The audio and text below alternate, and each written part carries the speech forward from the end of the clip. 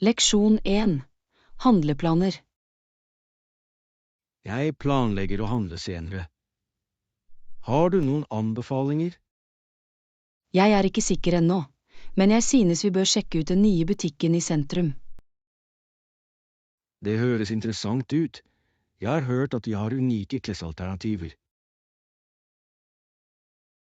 Ja, og de viser ofte lokale designere, noe som er spennende. Jeg elsker å støtte lokale bedrifter. Det gir karakter til shoppingopplevelsen vår. Absolutt. I tillegg kan du finne noe veldig spesielt der. La oss lage en liste over hva vi trenger, slik at vi ikke glemmer noe. Flott idé. Det vil hjelpe oss å holde fokus og få mest mulig ut av tiden vår. Jeg gleder meg til å se hvilke skatter vi vil oppdage på shoppingturen vår. Leksjon 2. Morgenrutine. Vel, det er morgenrutinen vår i et nøtteskall.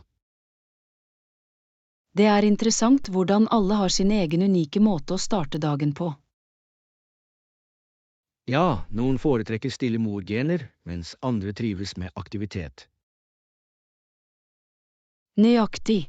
Jeg opplever at en fredelig frokost hjelper meg med å sette en positiv tone. Jeg er enig. Det er hyggelig å ha et øyeblikk av ro før dagen begynner. Og noen mennesker liker å få treningsøktene gjort tidlig for ekstra energi. Ja, å være aktiv om morgenen kan virkelig øke produktiviteten. Jeg elsker å høre om forskjellige rutiner. Det inspirerer meg til å prøve nye ting. La oss fortsette å dele erfaringene våre. Det kan hjelpe oss å vokse sammen. Leksjon 3. Krigsrefleksjoner. Etter at krigen startet, ble det snart klart at det var en forferdelig katastrofe. Ja, virkningen var ødeleggende og påvirket utallige liv og samfunn. Det er hjerteskjærende å tenke på kampene folk møtte i løpet av den tiden. Absolutt. Kriger etterlater varige arr som kan ta generasjoner å helbrede. Jeg tror det er viktig å lære av historien for å forhindre lignende hendelser. Ja, å forstå fortiden kan lede oss mot en mer fredelig fremtid. Det er viktig å støtte de berørte og jobbe for gjenoppbygging. Definitivt. Medfølelse og solidaritet kan utgjøre en betydelig forskjell. La oss fortsette å fremme fred og forståelse i diskusjonene våre. Leksjon 4. Språkendring. En stor endring skjedde i det engelske språket etter år 1066. Ja, den normanniske erobringen hadde en dyp innvirkning på ordforråd og struktur. Den introduserte mange franske ord på engelsk og beriket språket. Nøyaktig. Denne blandingen av språk skapte et unikt språklig landskap. Jeg synes det er fascinerende hvordan historien former ordene vi bruker i dag. Meg også. Det er utrolig å se hvordan språket utvikler seg over tid. Jeg liker å utforske etymologi og oppdage opprinnelsen til ord. Ja, det gir dybde til vår forståelse av språket vi snakker. La oss fortsette å undersøke disse historiske påvirkningene på engelsk. Det er spennende. Leksjon 5. Klæringskode for tur. For turen vår, hva skal vi ha på oss? Er det en kleskode? Jeg er ikke sikker, men jeg tror uformelt antrekk ville være passende. Det høres behagelig ut. Jeg foretrekker antrekk som gir enkel bevegelse. Ja, spesielt siden vi skal gå rundt og utforske. Jeg skal sørge for å bruke sko som er bra for å gå også.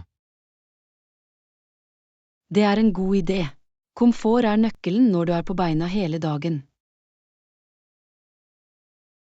La oss også sjekke været for å kle oss deretter for dagen. Absolutt. Lagdeling kan være et smart valg, bare i tilfelle det blir kaldt. Jeg gleder meg til turen, det blir så gøy å lære sammen. Leksjon 6. Levering og betaling. Når det gjelder leveringsplanen om nødvendig, er det rettferdig. For det andre, hva med betaling?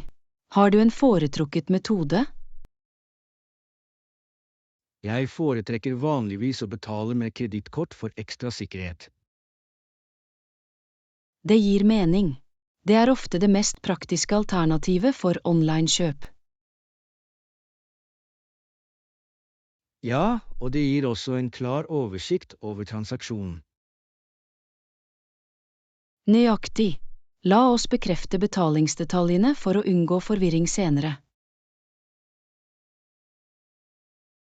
Jeg skal sørge for å dobbeltsjekke alt før jeg fullfører bestillingen. God plan.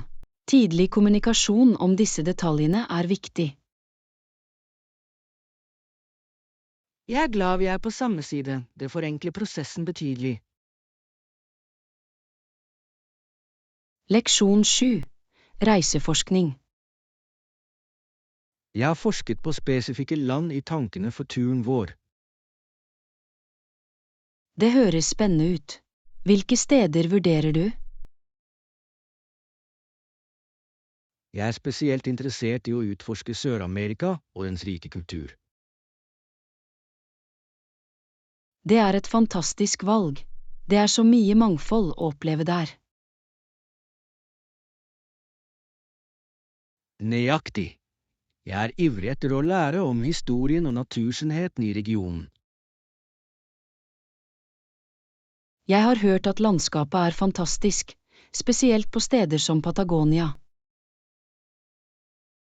Ja, og de livlige byene tilbyr en blanding av tradisjon og modernitet.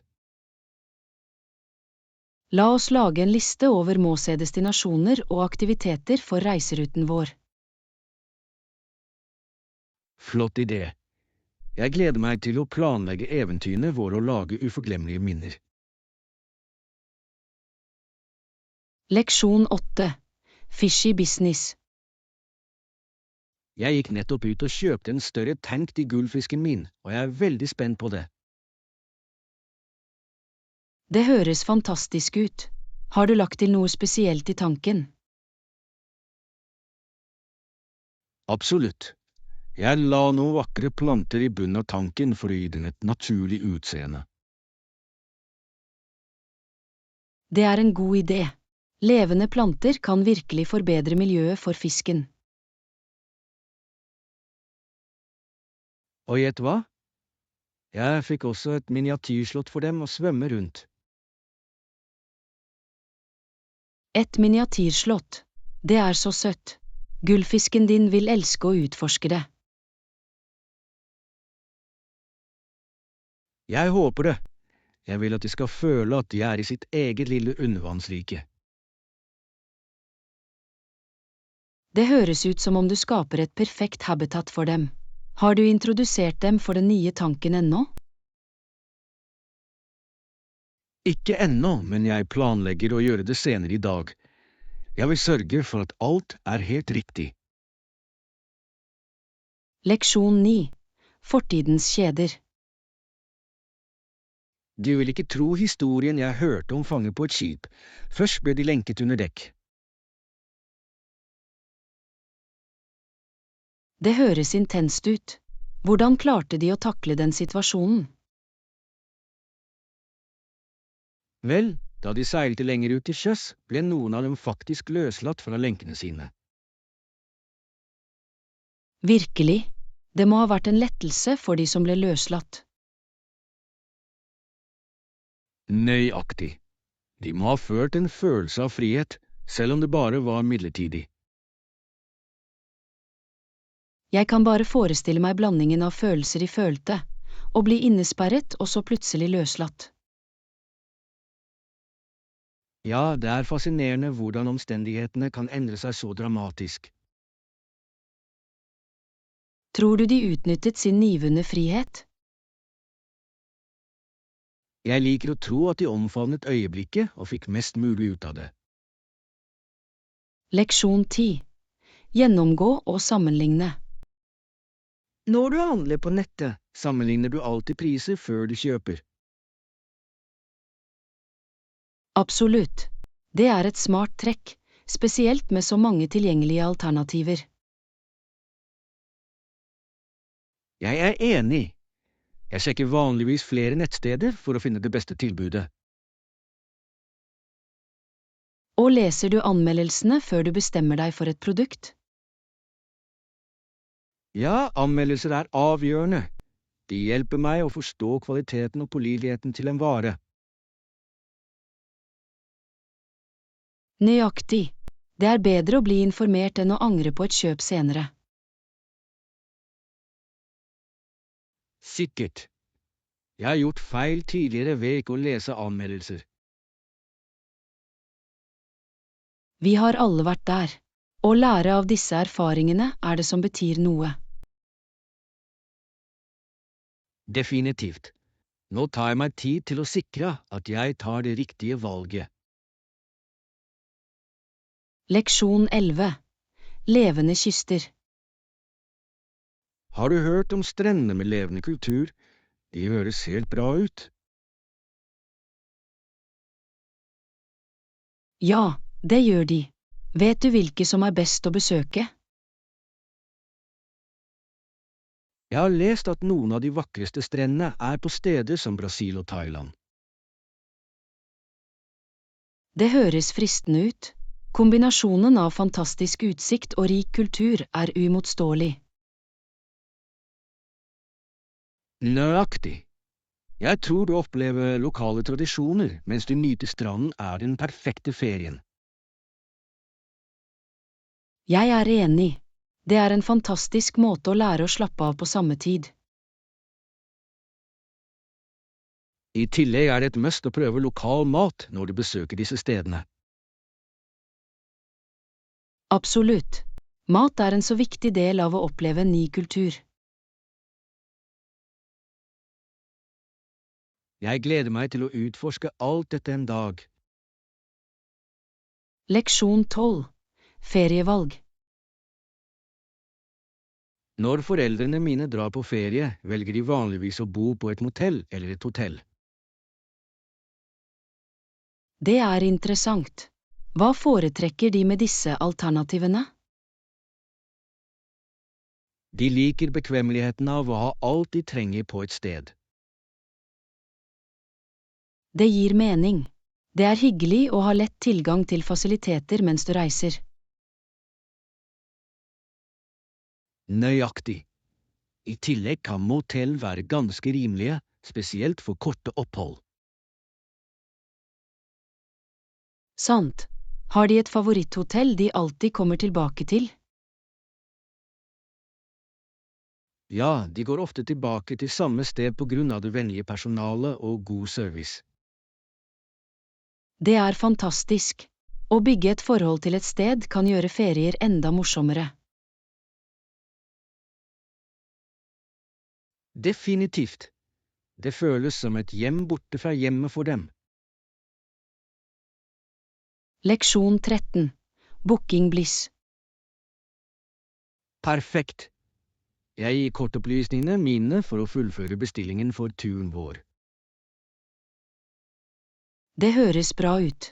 Jeg gleder meg til å se alt vi har planlagt komme sammen. Jeg vet, ikke sant? Det er alltid spennende å fullføre reiseplaner. Absolutt.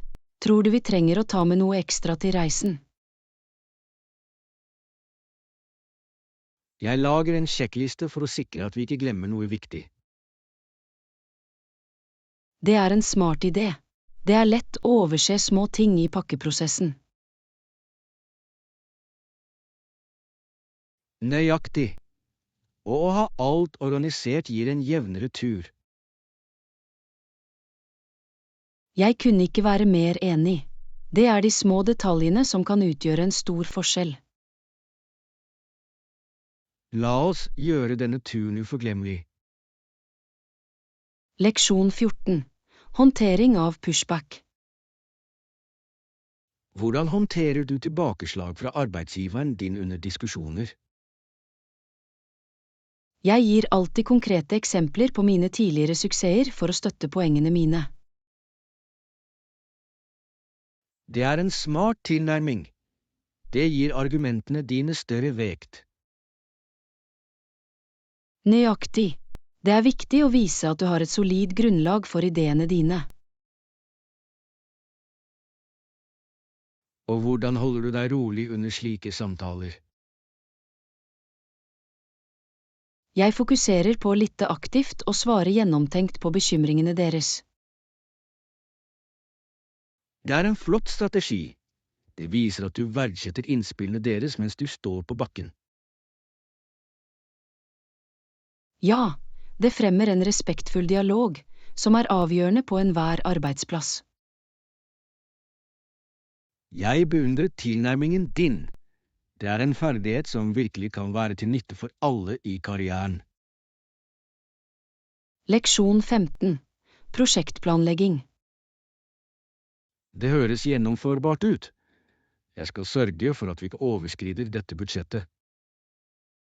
Jeg setter pris på det. Det er alltid bra å holde økonomien i sjakk. Absolutt.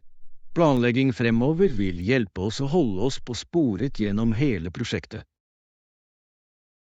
Tror du vi må diskutere andre aspekter før vi begynner? Ja, jeg synes vi bør skissere hovedmålene våre for å holde alle på linje. Flott idé. Klare mål kan virkelig lede vår innsats effektivt. Og regelmessig innsjekking vil hjelpe oss med å overvåke fremgangen vår også.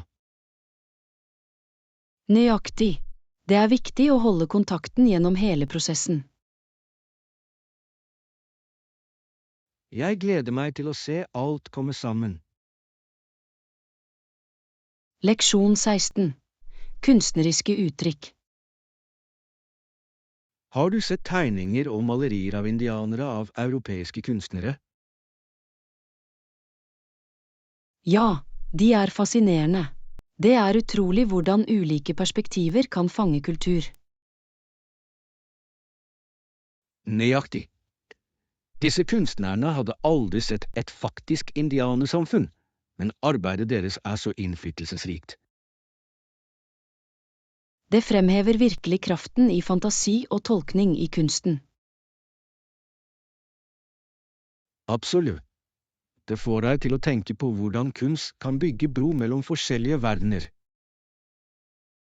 Og det er interessant å se hvordan disse kunstverkene gjenspeiler kunstnernes forståelse av den kulturen. Ja, hvert stykke forteller sin egen historie, formet av kunstnerens synspunkt. Kunst har virkelig en unik måte å koble mennesker på tvers av tid og rom. Jeg kunne ikke være mer enig. Det er et vakkert uttrykk for menneskelig erfaring. Leksjon 17. Eksepsjonelle ferdigheter. Claptons ferdigheter er eksepsjonelle. Jeg er helt enig i den følelsen. Ja, talentet hans er virkelig bemerkelsesverdig, og det resonerer med så mange mennesker. Det er flott å vite at musikken hans kan berøre liv på så dype måter. Absolutt. Musikk har en utrolig kraft til å koble oss følelsesmessig. Og hans evne til å blande forskjellige sjangre gjør arbeidet hans enda mer fascinerende. Definitivt. Det holder lyden frisk og spennende for lytterne. Jeg elsker hvordan han fortsetter å utvikle seg som kunstner gjennom årene. Ja, det er inspirerende å se noen være relevante og innovative i sitt håndverk. Hans engasjement for musikk er noe vi alle kan beundre. Leksjon 18. Treningsmoro. Du vet, treningsstudioet vårt har et imponerende utvalg av utstyr, inkludert tredemøller og stasjonære sykler. Det er fantastisk. Å ha forskjellige alternativer gjør det lettere å holde seg motivert og blande treningsøkter. Absolutt. I tillegg har vi også vekter for styrketrening, noe som er viktig for å bygge muskler. Og ikke glem yogaområdet. Det er et perfekt sted for strekk og avslapning. Nøyaktig. Yoga kan virkelig bidra til å forbedre fleksibiliteten og redusere stressnivået. Jeg elsker at vi kan ha en så balansert treningsrutine, alt på et sted. Det henvender seg definitivt til alles preferanser, enten de vil ha cardio, styrke eller mindfulness. Og det gjør det mer sannsynlig for folk å holde seg til sine treningsmål. Ja, variasjon er nøkkelen til å holde ting interessante og morsomme. Leksjon 19. Fremgang for alle. I vår nasjon tror jeg det ville være flott å se fremgang på områder som utdanning og helsevesen. Jeg er helt enig. Utdanning er grunnlaget for en lysere fremtid, og forbedringer er avgjørende. Ja, og bedre helsetjenester kan virkelig forbedre livskvaliteten for alle. Nøyaktig. En velutdannet befolkning kan føre til mer innovasjon og økonomisk vekst. Det er inspirerende å tenke på hvordan disse endringene kan påvirke lokalsamfunnene våre positivt. Sikkert. Å investere i utdanning og helse er å investere i nasjonens fremtid. Og det er viktig for alle å være involvert i å gå inn for disse forbedringene. Absolutt. Kollektiv innsats kan føre til betydelige endringer som kommer oss alle til gode. La oss håpe på en fremtid der disse fremskrittene blir en realitet. Leksjon 20. Endring av tider. På slutten av 1960- og 1970-tallet møtte reservesystemet en rekke utfordringer. Det er sant. Det var en periode med betydelig endring og omveltning på mange områder. Ja, den møtte økonomisk press som testet effektiviteten og stabiliteten. Og disse utfordringene førte til viktige diskusjoner om hvordan systemet skulle reformeres. Nøyaktig. Folk begynte å innse behovet for modernisering og tilpasningsevne. Det er fascinerende hvordan historiske hendelser former våre nåværende systemer og politikk. Ja, å forstå fortiden hjelper oss å navigere i fremtiden mer effektivt. Det minner oss også om viktigheten av å lære av tidligere feil for å skape bedre løsninger. Definitivt. Historien har en måte å lære oss verdifulle leksjoner på hvis vi tar hensyn. Leksjon 21. Reiseoverraskelser. Å reise kan være et slikt eventyr, men noen ganger kan uforutsigbare situasjoner skje. Det er så sant. De uventede øyeblikkene kan enten være frustrerende eller føre til minneverdige opplevelser. Ja, jeg husker at jeg gikk meg vill i en ny by en gang, noe som viste seg å være litt av et eventyr. Jeg kan forholde meg. Noen ganger fører det å gå seg vill til å oppdage skjulte perler utenfor allfarvei. Nøyaktig. Det handler om hvordan vi nærmer oss disse situasjonene, ikke sant? Ja, Å omfavne det uventede kan gjøre reisen mer spennende og berikende. Og det lærer oss å være tilpasningsdyktige og ressurssterke i ukjente miljøer. Absolutt. Hver tur er en sjanse til å lære noe nytt, selv om det ikke er det vi planla. Det er skjønnheten ved å reise, hver opplevelse legger til reisen vår. Leksjon 22. Smart shopping. Egentlig ikke, jeg leser alltid anmeldelser før jeg kjøper noe. Det er en klok strategi. Å lese anmeldelser kan virkelig hjelpe deg med å ta informerte beslutninger. Nøyaktig. Det lar meg forstå fordeler og ulemper med et produkt før jeg forplikter meg. Og det er betryggende å vite hva andre har opplevd med varen. Ja, jeg opplever at tilbakemeldinger fra kunder kan fremheve ting jeg kanskje ikke har vurdert. Absolutt. Det sparer deg for potensielle skuffelser senere. I tillegg kan det virkelig øke min tillit til å velge produkter av høyere kvalitet. Jeg kunne ikke være mer enig. Anmeldelser er en verdifull ressurs for enhver shopper. De kan virkelig gjøre en forskjell i å sikre tilfredshet med kjøpene våre. Leksjon 23. Bestillingsdetaljer. Ja, det er greit. Kan du også gi en vekker klokken 20? Høres ut som en god plan. Det er alltid nyttig å ha en påminnelse når du reiser. Nøyaktig. Det sikrer at vi ikke sover for mye og kan starte dagen i tide. I tillegg tar det litt press å ha en planlagt vekker. Absolutt. Det er en ting mindre å bekymre seg for når vi har en travel reiserute. Og det hjelper oss å få mest mulig ut av tiden vår mens vi er borte. Ja, jeg gleder meg til å utforske alt vi har planlagt for turen. Meg også. Å ha en jevn start på dagen vil definitivt sette en positiv tone. Her er det et spennende eventyr fremover. Leksjon 24. Bakerianbefalinger. Jeg har lett etter anbefalinger for et godt bakeri i byen. Det er et fint bakeri i sentrum som alle er glade for. Virkelig? Hva er så spesielt med det? De er kjent for sine ferske bakverk og håndverksbrød, som rett og slett er deilige. Det høres fristende ut.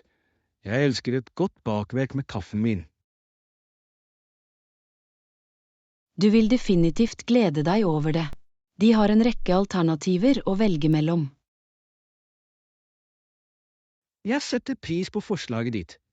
Jeg må sjekke det ut i helgen. Du vil ikke angre på det. Det er et flott sted å slappe av og unne seg.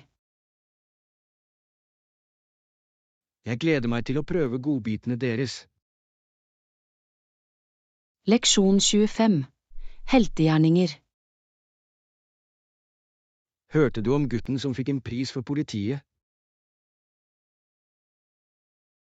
Ja, det gjorde jeg. Mannen sa at gutten var en helt for sine modige handlinger. Det er utrolig hvordan unge mennesker kan gjøre en slik forskjell i samfunnet sitt. Absolutt. Hans raske tenkning og mot fortjener anerkjennelse. Det viser virkelig at hvem som helst kan være en helt uansett alder. Ja, og det inspirerer andre til å handle tappert i vanskelige situasjoner. Jeg håper flere historier som dette oppmuntrer folk til å trappe opp når det trengs. Definitivt. Det er en påminnelse om kraften i godhet og tapperhet. Helter kommer i alle former og størrelser, og denne gutten er et perfekt eksempel. Leksjon 26. Sengetidsritualer. Før vi legger oss, ber vi sammen hver kveld. Det er en nydelig tradisjon. Det må gi en følelse av fred før du sover. Ja, det er en fin måte å reflektere over dagen og uttrykke takknemlighet. Og etter at vi har kommet oss inn i sengene våre, snakker broren min og jeg med hverandre en stund. Det høres fantastisk ut. Disse samtalene sendt på kvelden kan være så meningsfulle. Definitivt. Det er en mulighet til å dele våre tanker og drømmer. I tillegg bidrar det til å styrke båndet mellom søsken. Absolutt. Det er disse øyeblikkene som skaper varige minner. Jeg setter pris på disse samtalene ved sengetid. De får meg til å føle meg nærmere familien min. Leksjon 27. Shopping essentials. Jeg kjøper vanligvis meieriprodukter, kjøtt og ferske grønnsaker i den lokale matbutikken. Høres ut som en god plan. Har du et favorittsted å handle for disse varene? Ja, det er et marked i nærheten som tilbyr god kvalitet og variasjon for alle mine behov. Det er fantastisk. Ferske ingredienser gjør virkelig en forskjell i matlagingen. Absolutt. Jeg elsker å plukke ut de ferskeste råvarene og få de beste kjøttstykkene. Det er flott å støtte lokale butikker samtidig som du sikrer at du har kvalitetsmat. Nøyaktig. I tillegg er personalet der alltid hjelpsomme og vennlige, noe som bidrar til opplevelsen. Det er viktig når du handler regelmessig. God service gjør en stor forskjell. Sikkert. Det føles godt å ha et sted hvor du blir anerkjent og verdsatt som kunde. Leksjon 28. Samarbeidsmål. La oss starte med å diskutere våre felles mål og hvordan vi kan samarbeide effektivt. Det høres ut som en produktiv måte å begynne på. Hva mener du hovedmålene våre bør være? Jeg tror at fokus på klare resultater vil hjelpe oss å holde oss på linje gjennom hele prosjektet. Absolutt. Å sette spesifikke mål vil lede vår innsats og holde alle motiverte. Og det er viktig at vi begge er enige om tidslinjen for å sikre at vi overholder fristene våre.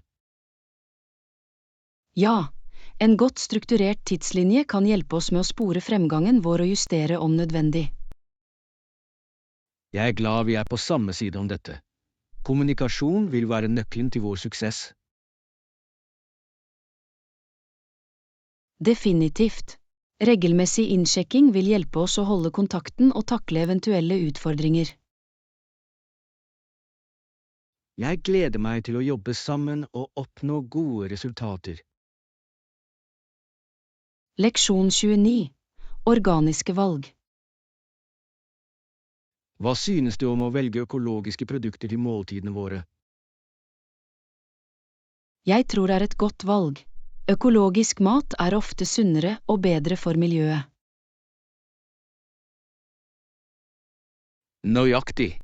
De dyrkes uten skadelige plantevernmidler, noe som er gunstig for helsen vår.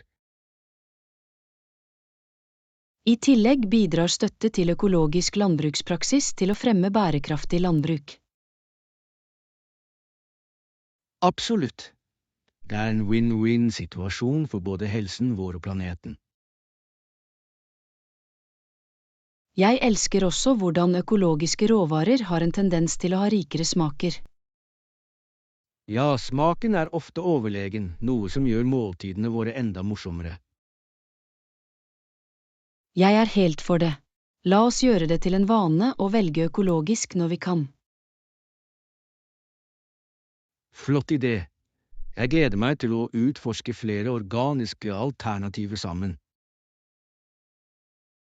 Leksjon 30. Holde seg i form. Ja, jeg har hørt at å trene hjemme er en fin måte å holde seg i form uten å forlate eiendommen din. Det er sant. Det er utrolig praktisk og gir fleksibilitet i planleggingen av treningsøkter. Nøyaktig. Du kan trene når det passer inn i dagen din, noe som er en stor fordel. I tillegg er det så mange online ressurser tilgjengelig for hjemmetrening i dag. 1. Fra yoga til styrketrening, det er noe for enhver smak. Og du kan justere intensiteten basert på ditt eget treningsnivå. Ja, å tilpasse rutinen din gjør det morsommere og mer effektivt. Jeg tror jeg kan prøve noen nye treningsøkter hjemme denne uken. Det høres ut som en flott plan. La oss motivere hverandre til å være aktive. Leksjon 31. Fremtidige samtaler. Jeg gleder meg veldig til vår neste TV-show, Arshad. Det er alltid så gøy. Meg også. Jeg elsker å diskutere favorittprogrammene våre og dele tankene våre om de siste episodene. Nøyaktig. Det er en fin måte å knytte bånd over noe vi begge liker. Og det er interessant å høre forskjellige perspektiver på karakterene og historiene. Sikkert. Samtalene våre bringer alltid ny innsikt og ideer til bordet. Jeg gleder meg til å se hvilke nye show vi kan dykke inn i sammen neste gang. Samme her. Det er spennende å oppdage nye favoritter og dele dem med hverandre. La oss sørge for å sette en dato for vår neste chat snart. Absolutt. Jeg gleder meg til det. Leksjon 32. Offentlig transport. Ja, jeg har hørt at det lokale bussystemet er praktisk. Vi kan prøve det. Det høres ut som en god idé. Det vil definitivt spare oss for bryet med parkering. Nøyaktig. I tillegg er det en mulighet til å utforske området uten stress med å kjøre. Jeg elsker det. Det kan også være en morsom måte å møte nye mennesker på reisen vår. Definitivt. Offentlig transport bringer ofte en mangfoldig gruppe mennesker sammen. Og det er vanligvis mer miljøvennlig enn å kjøre bil overalt. Ja, det er et stort pluss. Vi bør slå opp bussplanene før vi drar. Flott tenkning. La oss planlegge ruten vår og få mest mulig ut av eventyret vårt. Gleder meg til å se hvor bussen tar oss. Leksjon 33. Avisinnsikt.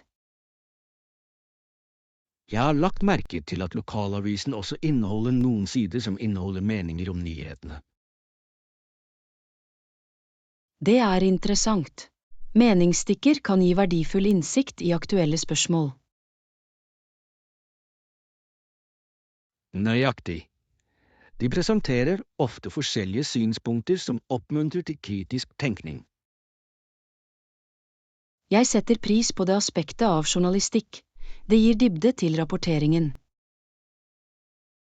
I tillegg er det en fin måte å engasjere seg i samfunnets perspektiver og bekymringer. Absolutt. Å lese en rekke meninger kan bidra til å utvide vår forståelse.